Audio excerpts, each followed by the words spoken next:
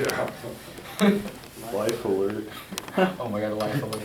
I'm falling and I can't get up.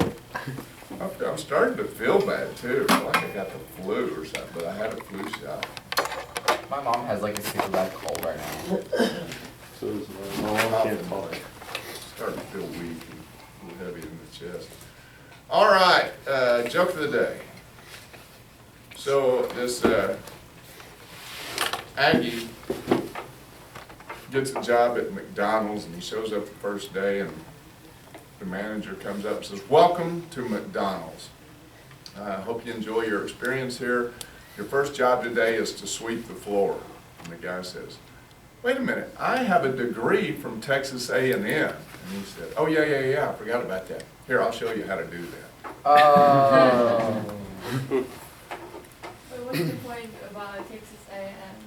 Well, they're called Aggies, and dating back to earlier in the 20th century, there were just a lot of Aggie jokes going around. They got a really hard time. It was a school for men only, and it's a military-based school. A&M stands for agricultural and mechanical, so there were a lot of farm boys and that kind of stuff. Okay.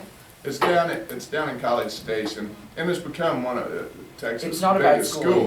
anymore. It's a good school, It was a mess. but people. No. But every once in a while, some Aggie does something that still reminds me of why we have Aggie jokes. Like the SMU cheerleader that got out on Kyle Field and nobody's supposed to step on the football field except for, certain select individuals. Pulled out his sword and was chasing him around. Like, dude, put your sword away. So anyway, it's fun to tell Aggie jokes. Aggie's short for agricultural. Does that all make sense now? Yes. Okay. I heard one of the other classes has an essay-based quiz today. One of the regular classes. Yeah. Those guys, They were getting pretty worried about it. they should be. They came in the other day and said, "All right, I think we need to have a quiz." What? What? You said we weren't going to have a quiz. I said, "When did I say that?" I said, "You wrote us an email and said no quiz." I said, I'm pretty sure I didn't do that, but okay. So, it's not like I'm the most oriented. I don't have a syllabus. We just kind of wing it as far as I'm concerned. When I think people need a quiz, I give them a quiz. I don't like to plan everything by the day because then you'd just be changing it all the time. You start having a discussion, you get late. My classes don't end up in the same place every day, right? So we just try to stay at about the same place. So I went back in and checked the email, and the email was addressed to all my A-Day classes, which are regular classes, well, honors and regular. And I sent an email to them and to 3B, and I said, "Don't forget that outside assignments are due tomorrow morning." And something else. Then I said, "There will be no quizzes tomorrow." Yes, speaker. I want people focusing on the speaker, and I knew I was going to spend a little time in class talking about the speaker. So I said, "No quiz tomorrow." They misinterpreted that to mean that none of the rest of my classes would have a quiz on Wednesday as well. Putting themselves in that category. So when I saw that, I fired off an email to them. I started getting apologies back. "Oh, I'm so sorry, I misunderstood." Is there going to be an essay quiz? No, Oh. I don't have time for that. I don't want to grade it. I got a stack of papers over there that tall to grade. But you gotta let them sweat every once in a while. Feel free to tell them they're not having that. I hate to think about them spending all of lunch studying. No, everyone let them suffer. God forbid, yeah. Yeah, I wouldn't hurt. Bill's character. Okay, chapter 9, U.S. history.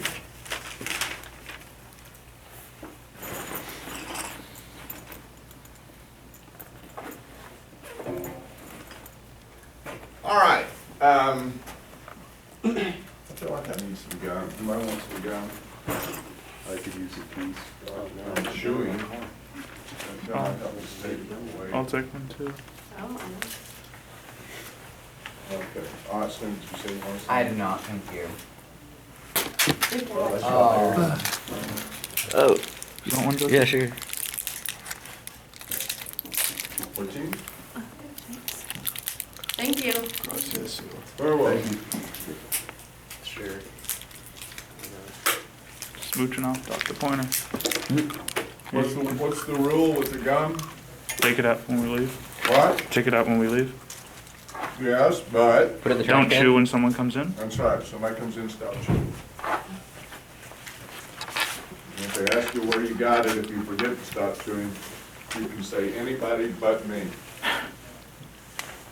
Tell Mr. Harrington gave it to you.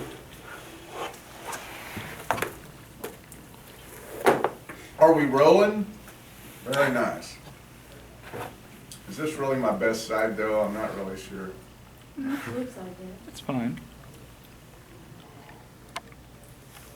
Okay, this chapter, guys, is at the end of the War of 1812. We've come out of the War of 1812.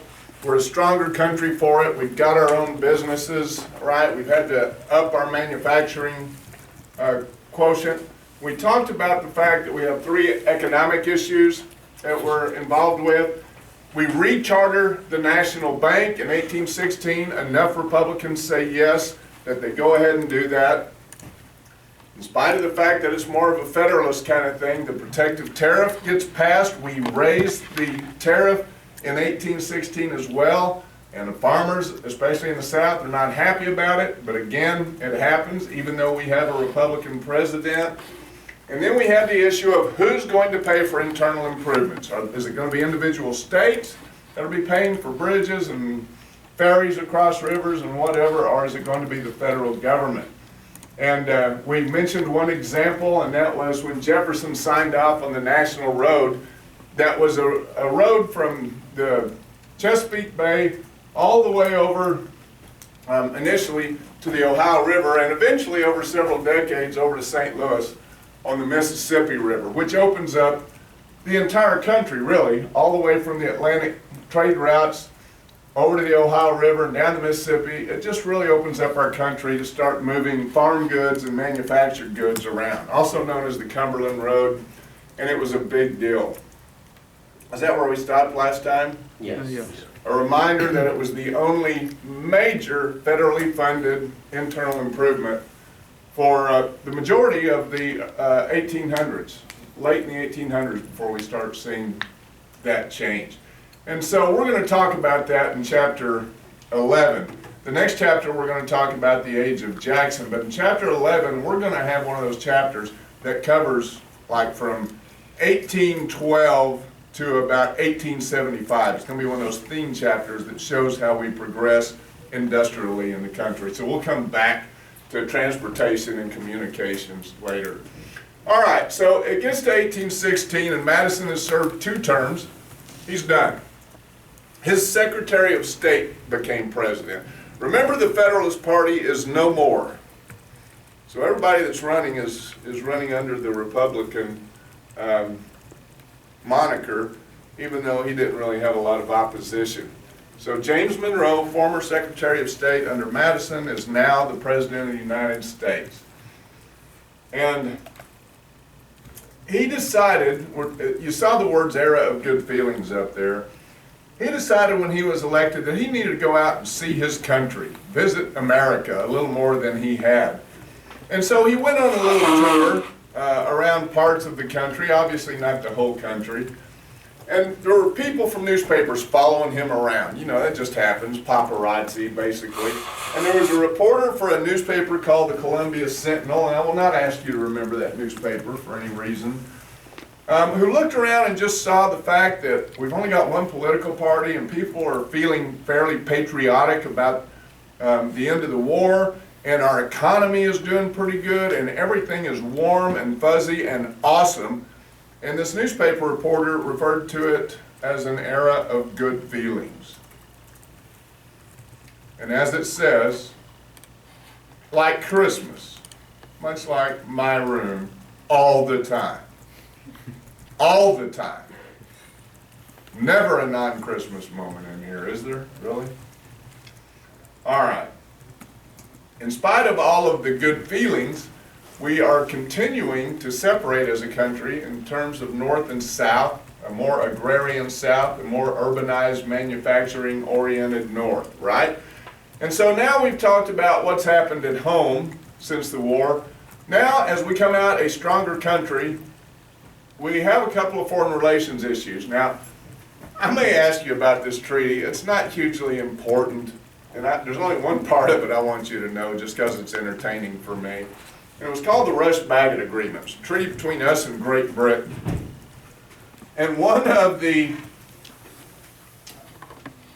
main issue here was the issue of British on foreign soil, on American soil. They agreed to remove their fortifications from the border between Canada and America. In other words, what they had been promising to do for quite some time, right? Now, the earlier treaties, they said they'd get out of the Northwest Territory, and this is a little more focused on the border. But we've been having some little skirmishes, and they agree to back off. And remember, there's a couple of places up north where we never really discussed or finalized the border, over in Maine and Minnesota. So that's what Rush-Bagot was. This next one's far more important. It's called the Convention of 1818. Not to be confused with the what? Constitutional. Not to be confused with a treaty that sounded similar to this. It's called the Peace and Convention of 1800. It was with France. France agreed to two things. You might remember what they were?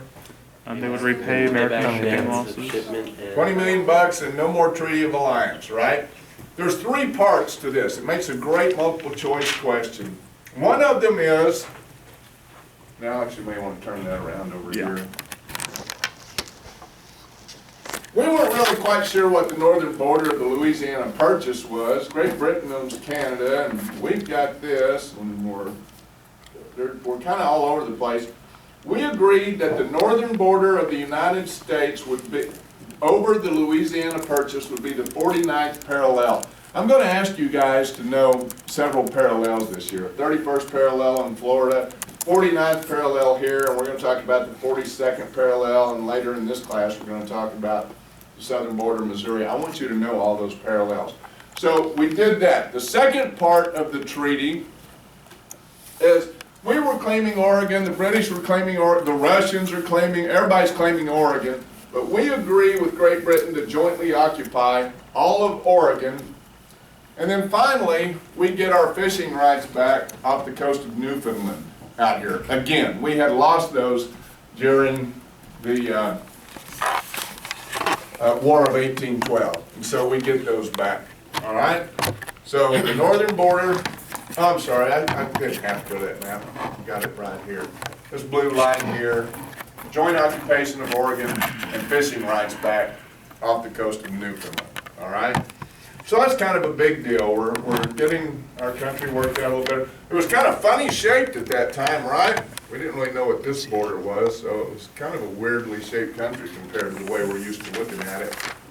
All right, so we get to 1819, and I want to remind you that the era of good feelings was from about 1817 to about 1819. There's some things that happen in 1819 that bring an end to the good feelings. This next one is not one of them, but we're going to get there in a second. I need to give you some background on Florida.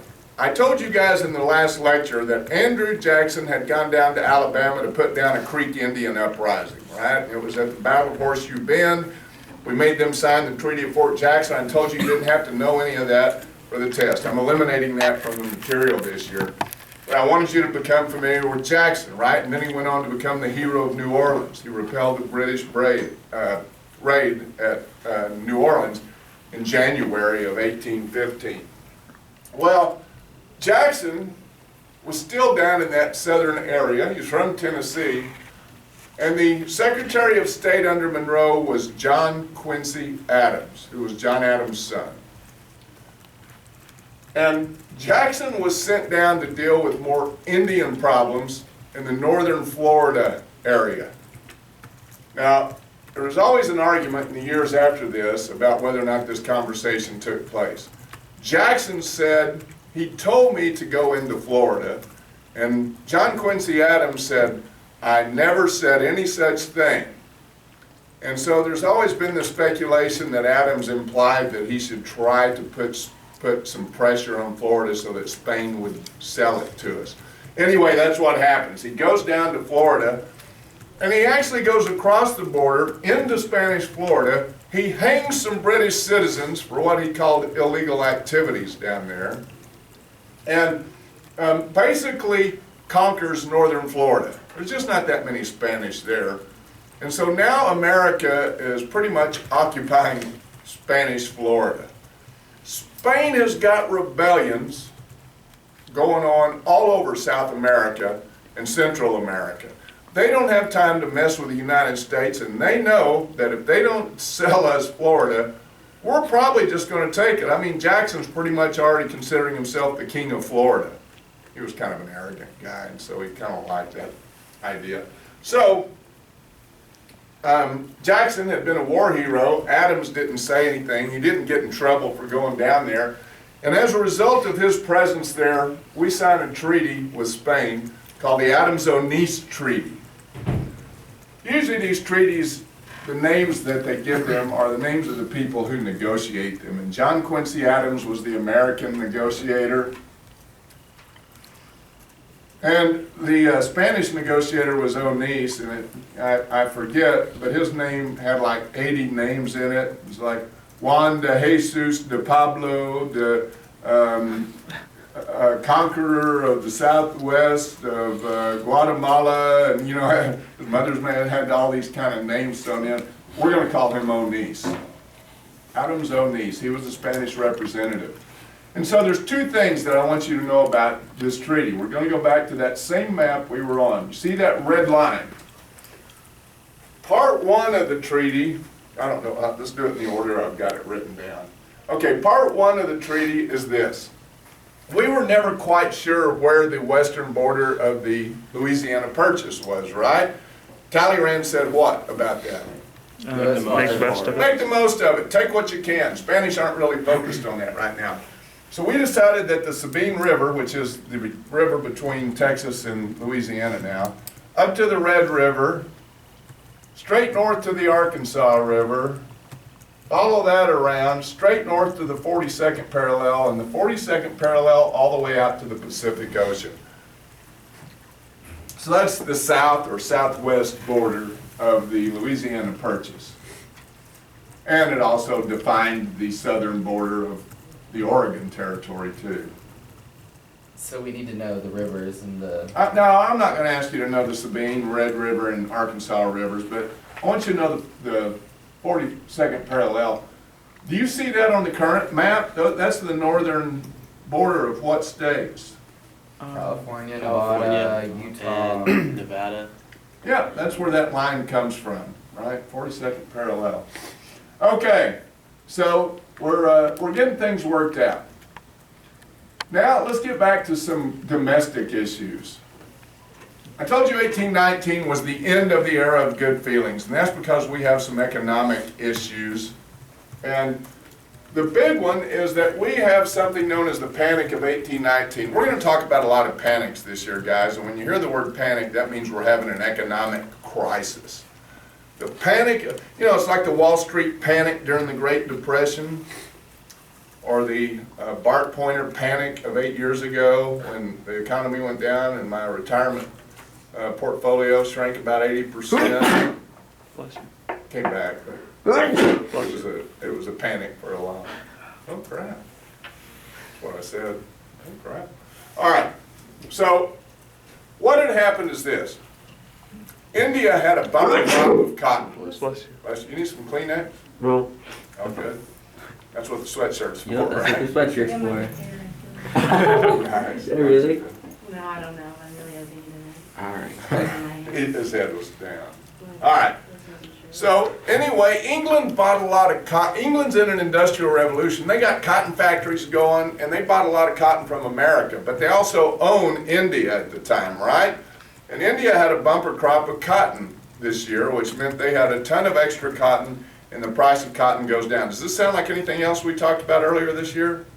The tea. The tea situation, right, that led to the Boston Tea Party. So anyway, cotton is not as expensive as it used to be. They're not buying as much southern cotton from the southern part of the United States.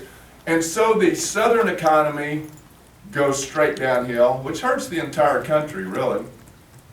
If the southern economy goes down, who's going to buy all those manufactured goods from the Northeast? Nobody. That's exactly right. Sell them to the Chinese. That becomes our answer later. America has this moment of epiphany. It's like, we need to trade with all those jillions of Chinese people. And Japanese and whatever. All right. Get all that cool stuff, silk and jade, Silk Road. All right.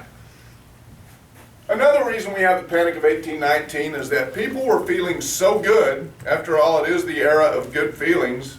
It's like you walk into any bank and say, buddy, could I get a loan so I can buy a huge ranch outside of town? Absolutely. Do you have a job? Do you have any collateral? Absolutely not. Well, that's not a problem, friend. Here's your loan. All right? That was going on all over the place, especially with state banks. And so when they had all these loans out and the economy went down, people couldn't repay their loans, so banks started closing. So it was really kind of a big mess economically. So no more good feelings, no more warm and fuzzy. Panic. Now this next one is the compromise part of crises and compromise. It's one of the compromises we're about to make, and it's a huge deal.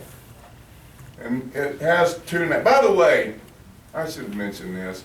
Back here on the Adams-Onis Treaty, it has two names, which really makes it more difficult. Almost everything has two names in history, just to make it hard on high school students. It's also known as the Transcontinental Treaty of 1819. You probably ought to know both. All right, so what happens with the Missouri Compromise? All right, I'm going to jump up to this map here, and I just want you to kind of pay attention to what's going on. All the green states were free states, non-slave states. There were 11 of them. All the red states were slave states. There were 11 of them, which meant there was an even balance in the Senate. Not in the House of Representatives. Where was the majority from in the House of Representatives? Where are all the big cities? North. They're up north. But at least the South said in the Senate, the most important branch of Congress, we've got an even 11 and 11. And when Missouri applied to come in as a slave state, when the Missouri Territory said we want to be a state and we want to be a slave state, people in the North said absolutely not. That would throw off the balance in the Senate. But Maine said they wanted to come in, and so the compromise, part one of the compromise of 1820, also known as the Missouri Compromise, was that Missouri would come in as a slave state and Maine would come in as a free state. That was part one of the compromise.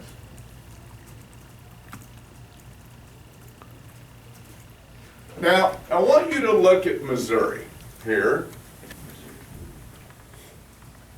People in the North said, boy, that territory's pretty far north to be a slave state. Well, if you come across, it's not any farther north than Virginia, but they were noticing that it was adjacent to the Northwest Territory, which was a non-slave state, and the North wasn't happy about bringing in a slave state this far north. They thought it would set a bad precedent for the rest of the Louisiana Purchase. So part two of the compromise that I want you to know is that everybody agreed that the southern border of Missouri, this straight line across here, which is at 3630, it's halfway between the 36th parallel and the 37th parallel. It's called 36 degrees, 30 minutes. Every parallel, like the 31st parallel of Florida, is the 31st degree, all right, north of the equator. This is 36 degrees, 30 minutes, and since you measure 60 minutes between each degree, it's 36 1/2, right? At least there's no seconds involved here. They said that there would be no slavery in the Louisiana Purchase above 3630. Missouri would be the last state above that line that could have slaves in the rest of the Louisiana Purchase.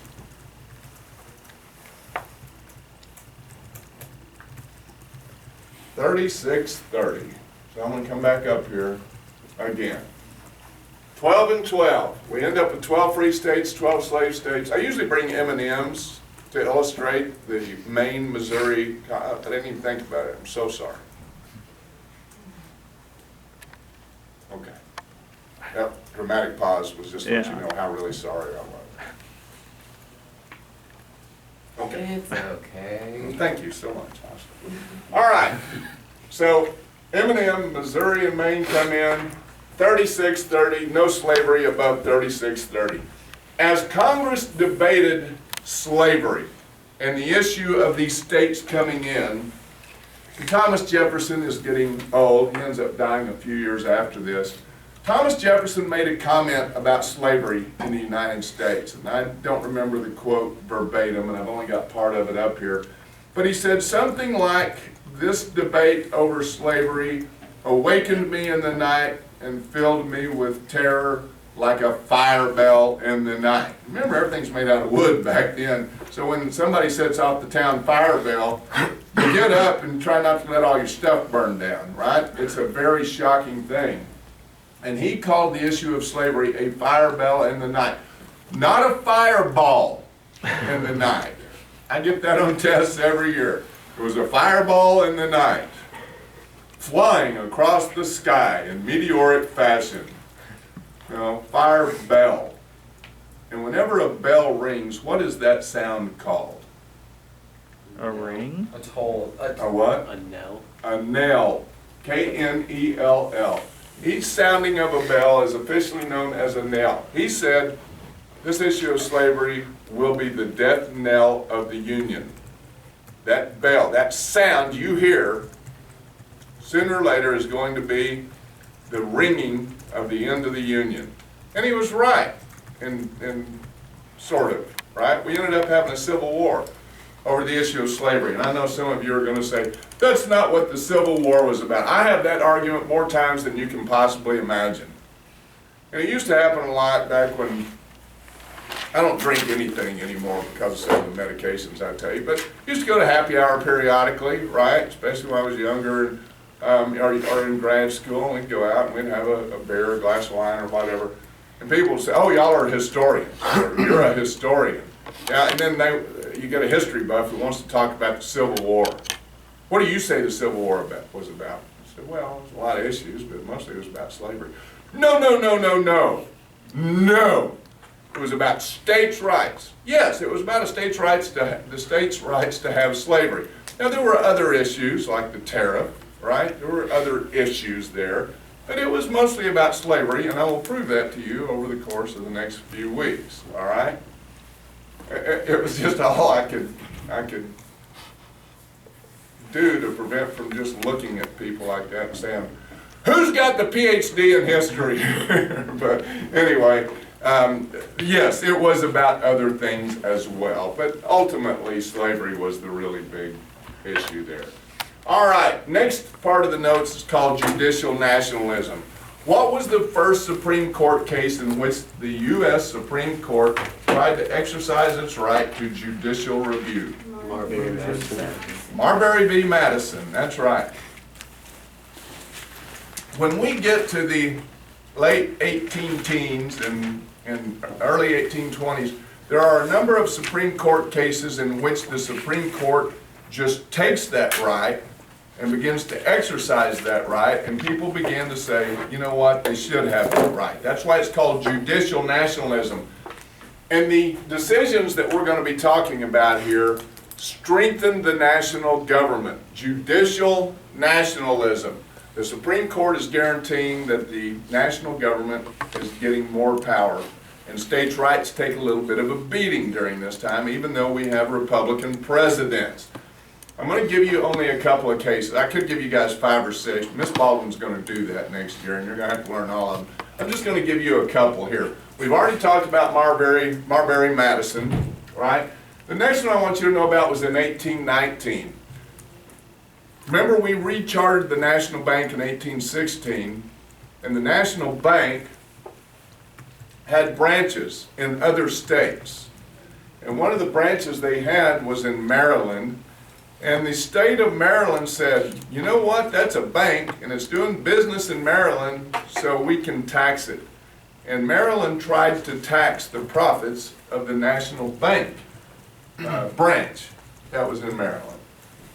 And it ended up going from court to court to court and ended up in the Supreme Court. McCulloch v. Maryland. McCulloch was on the side of the United States. Right? The Supreme Court said in their ruling, a state cannot tax the national bank. The Constitution gives the national government the implied power to incorporate businesses, and so no taxing of the national bank. So that was a little bit of a blow to states' rights. Judicial nationalism, getting the government stronger. That's all you need to know about that. They said Maryland couldn't tax the bank, the national bank. The only other of all these Supreme Court cases I'm going to give you is Gibbons v. Ogden. Now guys, it's been so long since I looked at the exact details of this Supreme Court case that I've gotten a little fuzzy on a couple of parts of this, but I can give you the gist of it. Probably shouldn't have said that on camera. I know everything there is to know about this Supreme Court case. However, I think there's only a little bit that you should know. And if you want to know everything there is to know about it, come see me. All right, so I forget which states this was in, but as I recall, I think it might have been, let's say this is Georgia, and this is South Carolina, and this is a river here. I could be making this up, but I'm pretty sure this is what it was, right? If a guy owns a ferry boat business that goes from Georgia, the state of Georgia, to the state of South Carolina, who's going to tax this guy? Who's going to regulate that business? Right? Is he from Georgia? Is he in South Carolina? He's going back and forth. Who's going to say how many people he can take, how much he can charge, what the tax is going to be, can he be double taxed, whatever. This goes to the Supreme Court, and the court ruled that the national government had the right to regulate interstate trade. Trade that went from one state to another. It crosses state lines. That's the national government's prerogative, not state prerogative. Guys, that becomes huge, and that's still the case today.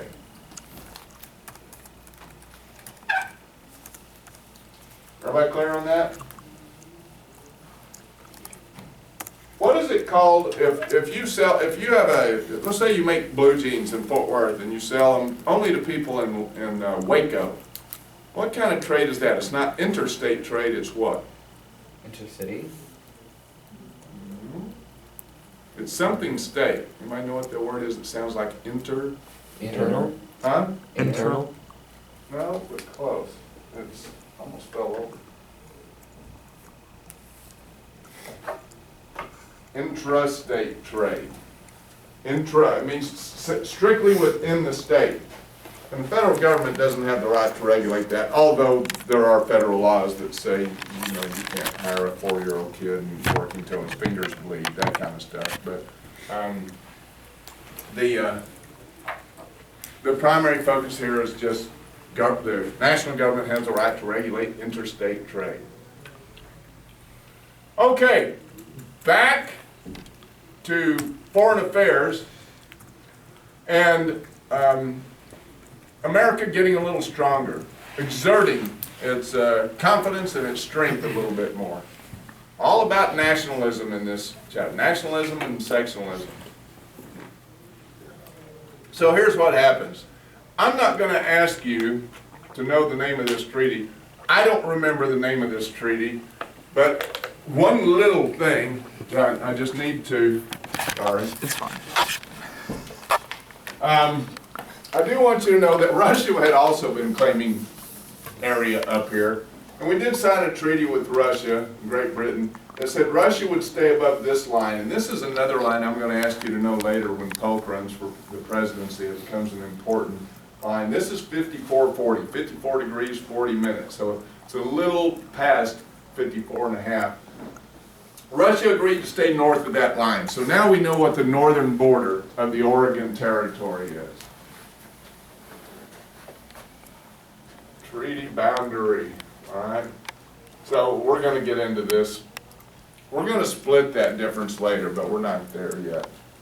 All right, so here's the deal. Quick summary. America is feeling pretty good. We feel like we kind of won the War of 1812. We're growing as a country. We're forcing Spain into selling us Florida pretty cheaply. We're just feeling pretty good about ourselves, all right? And we're worried about Spain and what's happening with Spain all over in the Western Hemisphere.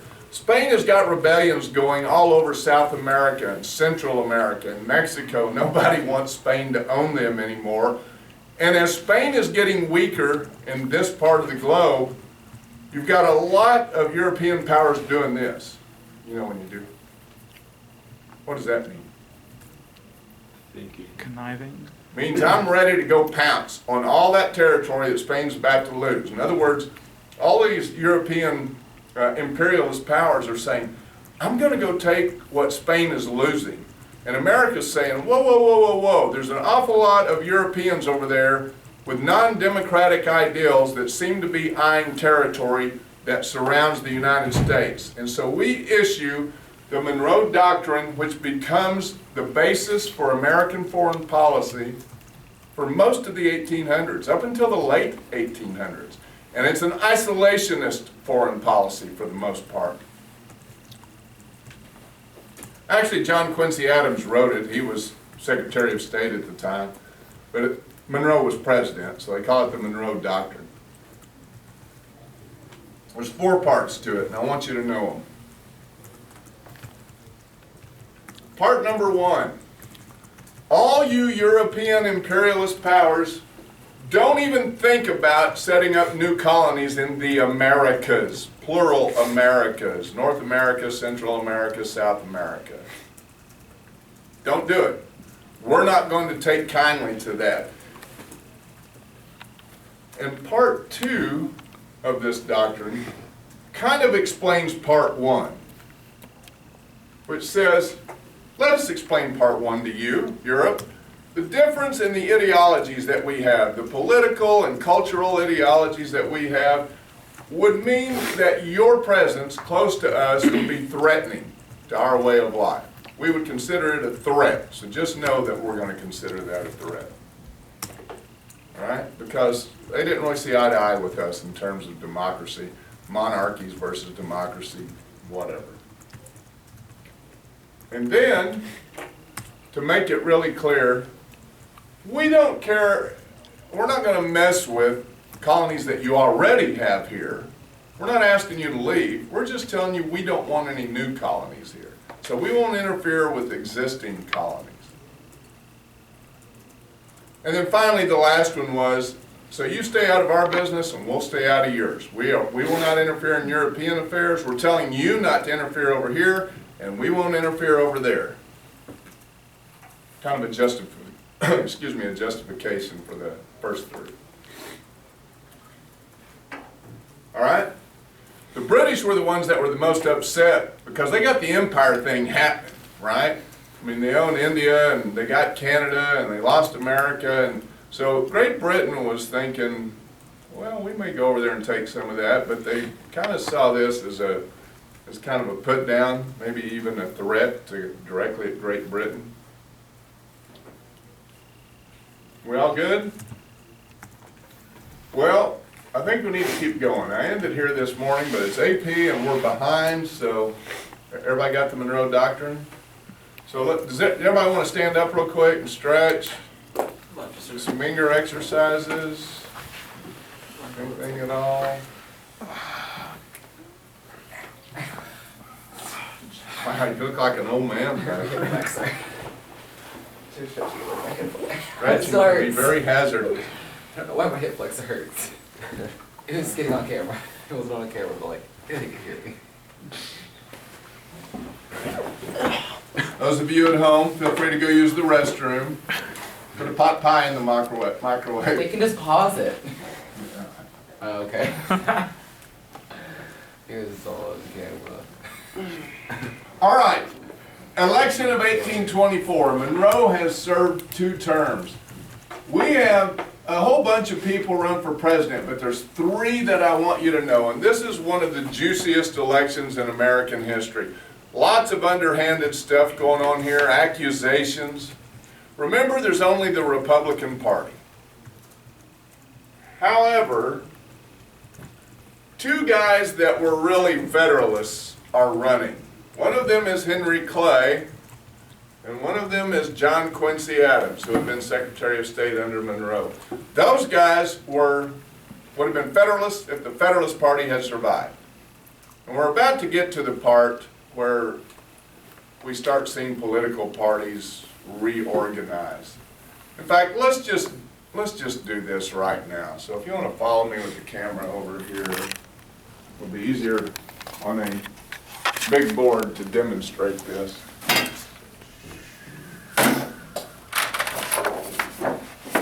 Okay, so in the beginning of our country, say when Washington takes office in 1789, right? We have the feds. That's not going to be dark enough for those people. No, I can see it. Can you see it? Okay, we'll change it up anyway. All right, so 1789, we got the feds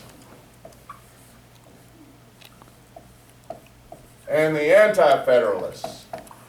And then those become official parties, but the anti-federalists call themselves the Democratic Republicans. And the feds keep calling themselves the feds. And then we have the War of 1812, and the Federalist Party is no more, and everybody becomes a Democratic Republican. We're just going to use the word Republican here, all right? When we get to the mid-1820s, the Democratic Republicans continue to call themselves the Democratic Republicans, so they wouldn't have to throw away all those softball uniforms. However, the people that used to be Federalists call themselves the Nationalist Republicans. The Nationalist Republicans. So now there's all Republicans, but the Federalists are now the Nationalist Republicans. And what happens as we go throughout the later 1820s, as we get into the next election, 1828, the Nationalist Republicans drop the Nationalists, and now they're the Republicans. And the Democratic Republicans drop the Republican, and they're the Democrats. So the Federalists have become the Republicans. The anti-Federalist Democratic Republicans have become the Democrats. So now we've had a flip-flop. Well, the feds never call themselves Democrats. But now Republicans means Federalists, kind of. Are y'all with me on that? Mm-hmm. And then we're going to change that up again in the 1830s, but it's good for now. Okay?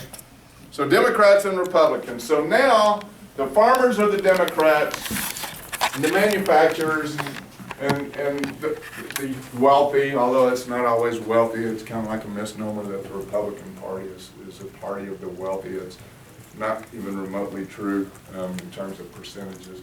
But bottom line is, we have a bunch of Republicans, but these 2 guys really Nationalist Republicans. Henry Clay was the congressman I talked about earlier who ran, or who was a war hawk. I need to say a few words about Henry Clay, and you need to catch this now. Henry Clay was one of those guys in Congress back in the early 1800s who was espousing his American system. It's in the concept outline. It's a big deal. and they actually in the concept outline put it with somebody else's name, but Henry Clay was the one who really came up with it. American system, national bank, tariffs, federally funded internal improvements, all the Federalist type things together. He called that his American system, not the state system, the American system. All right?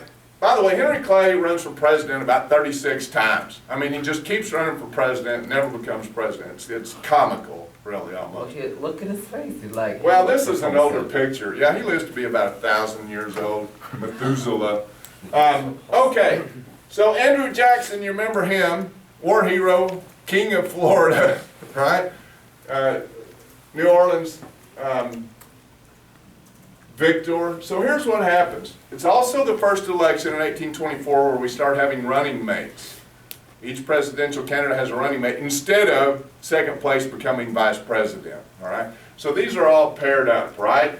The issues are what they've always been. States' rights, who's going to fund internal improvements, tariffs, national bank, all that kind of stuff. And here's what happens. Jackson actually gets the most electoral votes. Adams comes in second place. And Clay came in a distant third. But Jackson did not get enough of a percentage to win the election. So it goes where? Senate? Where did it go No, before? the House. Goes to the House of Representatives. Even though Jackson clearly won, he didn't have enough, he didn't have a majority here when you looked at these other ones. And so the top two go to the House of Representatives, where Henry Clay has been a member for more than 20 years. And Henry Clay, who didn't care for Jackson, went to Adams and said, I will arrange for you to become president if you will make me Secretary of State. This is a huge deal in American history. They refer to it as the corrupt bargain. And these men both denied it for as long as they lived. But Adams got the election, and Clay became Secretary of State under Adams in the election of 1824. And for as long as he lived, Jackson accused these two of a corrupt bargain.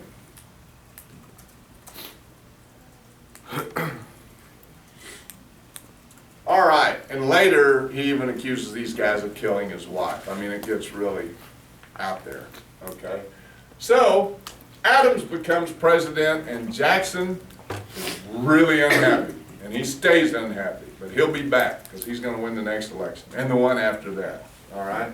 So next time, we'll talk about Adams' presidency. Look, we're almost done, but we don't have time to finish that today.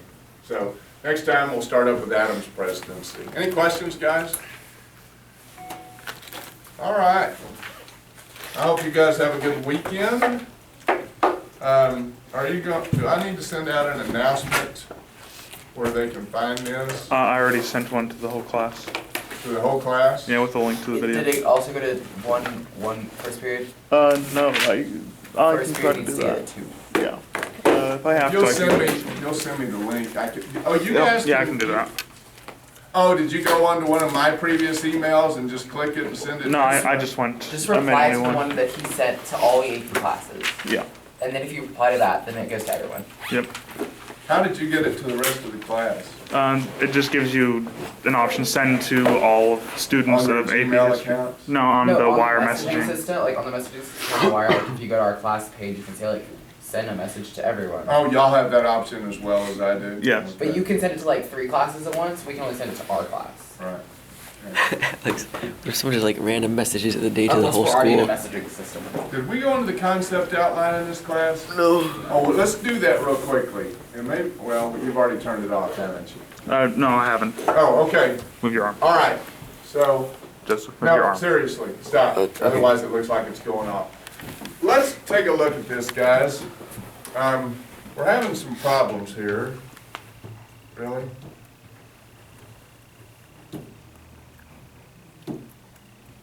No, I've got it. Hang on, don't go anywhere. Sal, How y'all doing? Yeah, so we have like two What's pictures in How's On what? Brock? Oh. Yeah, that's what we got. Have you seen the Was Matilda amazing? Ugh. you seen the naked cowboy? What? What's that guy all about? Okay. I want to show you guys the concept outlines. That's not First of all, this is the first period concept outline. There's just so much in there. It's a little longer, however, oh shoot, I wanted to go to period